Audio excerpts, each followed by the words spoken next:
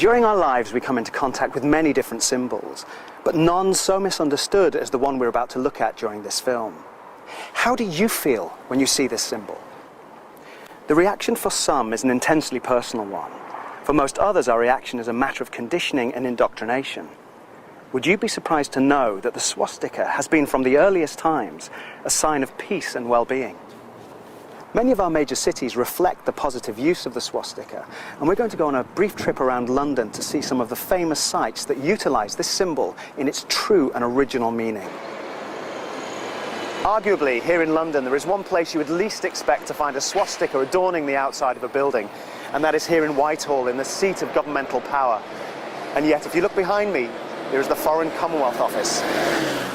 The swastika is in prominent position on this important British government building, just a few feet from 10 Downing Street, home to the British Prime Minister. This is not the only place in London where the swastika is proudly displayed. But why is this? Okay, we've moved slightly up the road now from Whitehall, and we're at the Aldwych, where you'll find the Indian Embassy. And if you look over my shoulder, you'll see the swastika symbol on the outside of the building. The swastika itself is highly respected in Asia and India, and we're going to see if we can talk to somebody coming out of the embassy who can help us understand the meaning of the swastika. The meaning of the symbol of the swastika is everything in life is cyclical. And it's a symbol of good fortune and good luck. And actually, swastika means a little piece of well-being. That's why people carry it on themselves. They have it in their homes, they have it in their offices, because it brings good luck, it brings good fortune. Here we are now at the Royal Academy of Arts, which is the home of things like the Royal Astronomical Society. And if you look on this outside of this incredibly ornate building, there are literally thousands of swastikas. The swastika is an ancient symbol and arguably the oldest on the planet, and can be found in some of the earliest Jewish temples.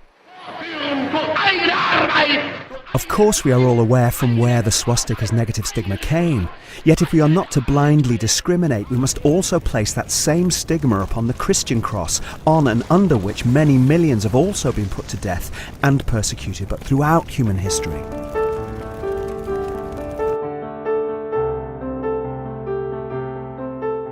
It is possibly worth knowing that the swastika is prevalent not only in architecture and religious symbolism, but also in art. A quick search of the British Museum's website revealed 610 artefacts and works of art displaying this symbol in their archives.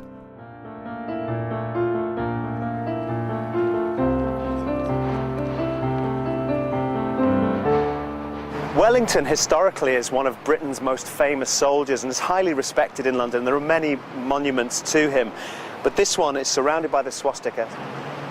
Now, the Wellington Memorial was built in 1822 to commemorate Wellington's achievement in the Napoleonic Wars, and the swastika is part of the commemoration, which is supposed to bring good fortune and good luck to Wellington.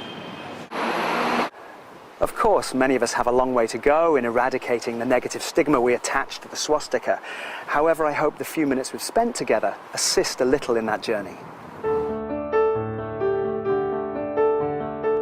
Here are just a few of the many variations of the swastika taken from religious and cultural symbolism from across the globe and from throughout human history.